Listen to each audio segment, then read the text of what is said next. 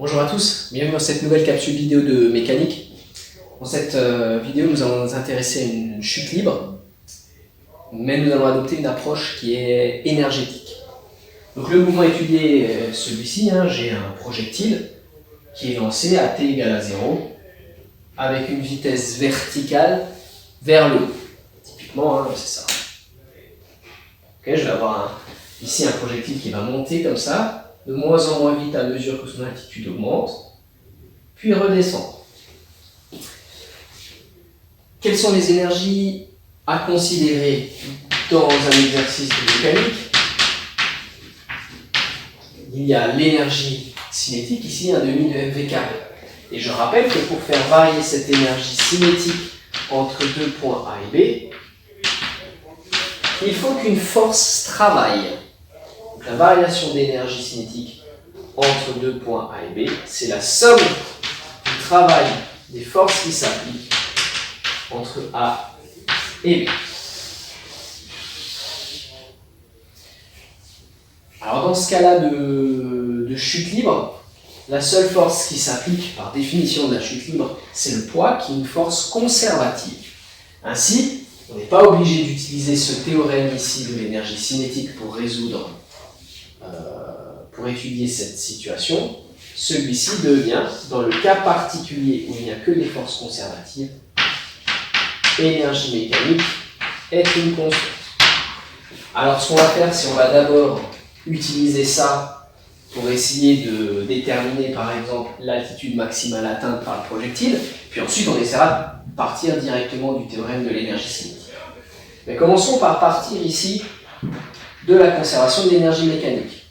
Alors intéressons-nous à deux points de la trajectoire. Ici, un point intéressant, c'est au départ.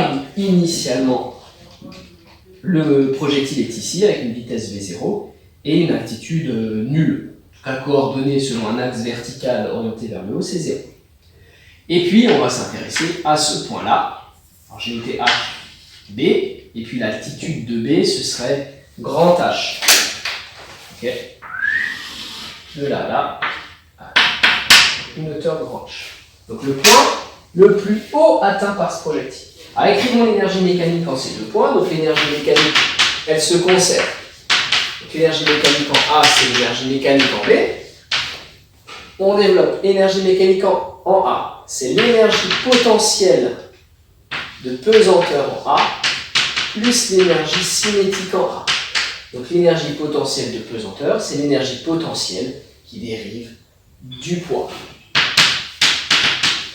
Et donc ça, c'est égal à l'énergie potentielle de pesanteur du point B, plus l'énergie cinétique au point B.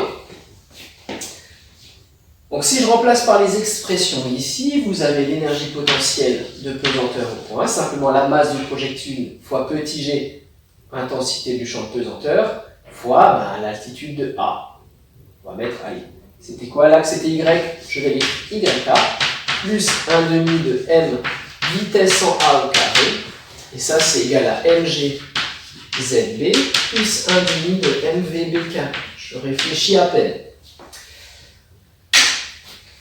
Dans notre exercice ici, YA c'est quoi?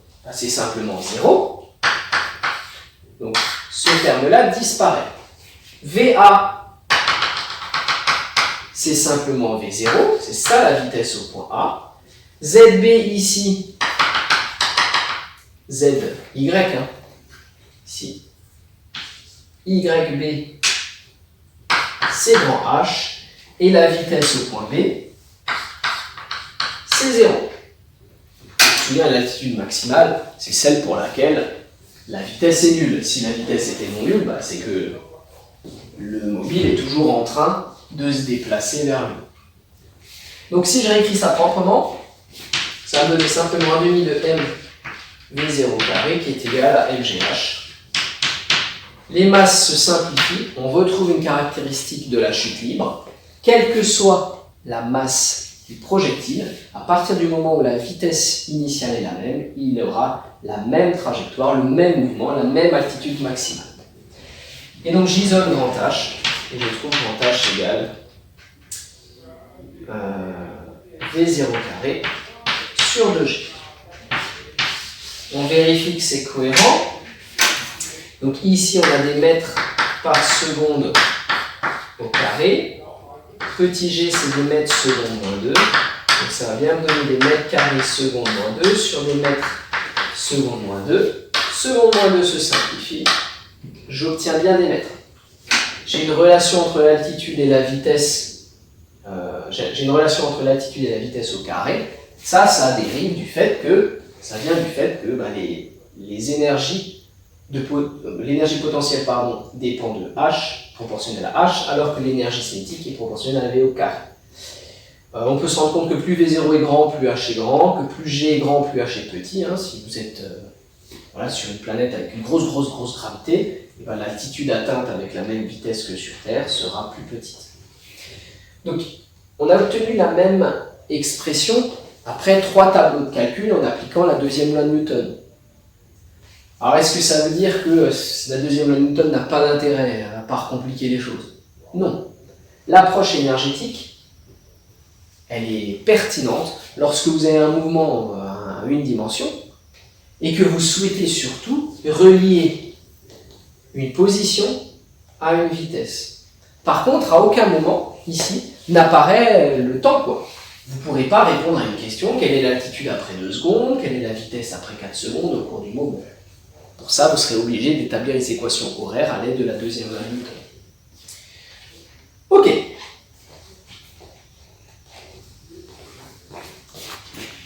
Alors j'ai trouvé l'altitude maximale en utilisant la conservation de l'énergie mécanique.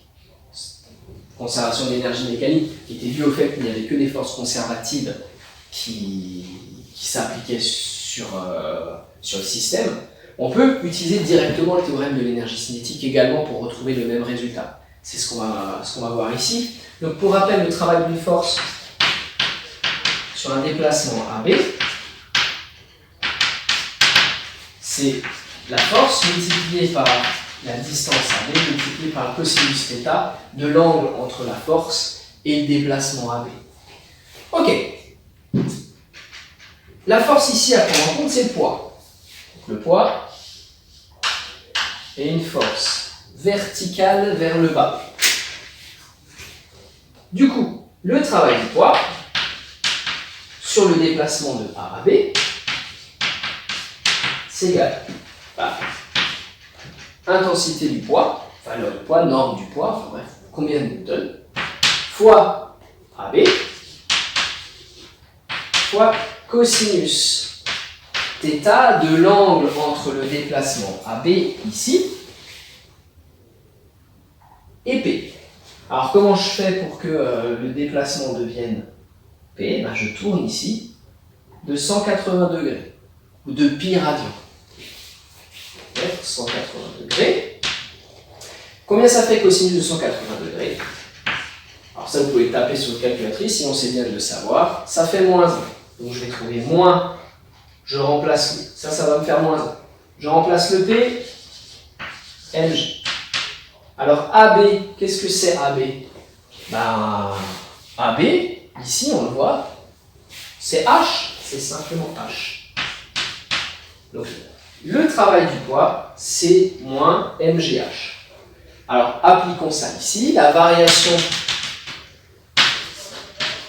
de l'énergie cinétique entre A et B, c'est moins mg grand H. Or, variation d'énergie cinétique entre A et B, c'est toujours énergie cinétique à la fin, donc B, moins énergie cinétique au début, A, ça c'est égal à moins mgh. On peut remplacer, énergie cinétique en B, c'est 1/2 de mv en B au carré, moins énergie cinétique en A, 1/2 de mva au carré, c'est moins mgh. Or, au point B, VB ça fait 0, puisqu'on est à l'altitude maximale, ce terme disparaît. VA, c'est simplement V0. Les moins ici, moins machin égale moins machin.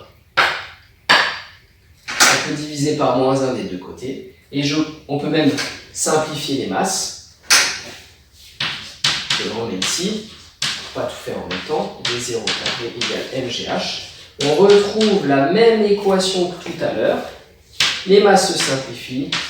J'isole grand H, pardon, donc V0 carré sur 2G. Je retrouve la même expression. Les deux méthodes de résolution, ce serait bien de les connaître, de savoir les faire. Donc savoir ça, savoir appliquer cette formule, savoir appliquer ensuite le théorème de l'énergie cinétique pour retrouver tout ça.